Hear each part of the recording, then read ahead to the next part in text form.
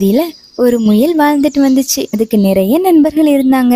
தனக்கு நிறைய நண்பர்கள் இருக்கிறதால தனக்கு எந்த ஆபத்தும் வராதுன்னு இருமாப்போட இருந்துச்சு. ஒரு நாள் காட்டு வழியா போய்கிட்டு இருந்த அந்த முயலை ஒரு வேட்டைக்கார நாய் பார்த்துச்சு. உடனே அந்த முயலை துரத்த ஆரம்பிச்சது அந்த நாய். வேகமா ஓடி போன முயல் குரங்கு கிட்ட போய், குரங்காரி குரங்காரி, என்ன ஒரு நாய் துரத்திக்கிட்டு வருது, என்ன காப்பாத்துங்கன்னு சொல்லிச்சு. அதை கேட்ட குரங்கு, அடடா, என்னால உன்னை காப்பாத்த முடியும், நான் கொஞ்சம் வேலையா இருக்கேன், நீ கரடி கிட்ட போய் உதவி கேளுன்னு சொல்லிச்சு. வேகமா கரடி கிட்ட ஓடி போன முயல், கரடியாரே கரடியாரே, என்ன ஒரு நாய் துரத்திக்கிட்டு வருது, என்ன காப்பாத்துங்கன்னு சொல்லிச்சு. இதை கேட்ட கரடி, அடடா, என்னால உன்னை காப்பாத்த முடியும், நான் கொஞ்சம் வேலையா இருக்கேன், நீ யானை கிட்ட உதவி கேளுன்னு சொல்லிச்சு. வேகமா யானை கிட்ட ஓடி போன முயல், யானையாரே யானையாரே, என்ன ஒரு நாய் துரத்திக்கிட்டு வருது, என்ன காப்பாத்துங்கன்னு சொல்லிச்சு.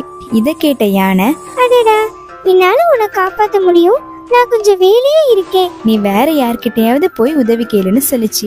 யாருமே உதவ வராததால ரொம்ப சோர்வான முயல் நாய் வந்து தன்னை பிடிச்சாலும் பரவாயில்லன்னு மெதுவா நடக்க ஆரம்பிச்சது. அப்பதான் மரத்து மேல இருந்த ஒரு எலி, முயலி முயலி, அங்க பாரு, கீழே என்னோட வலை இருக்கு, அதுக்குள்ள போய் தப்பிச்சுக்கன்னு சொல்லிச்சு. உடனே எலி வலைக்குள்ள போன முயல் வேட்டு நாய்கிட்ட இருந்து தப்பிச்சிடுச்சு.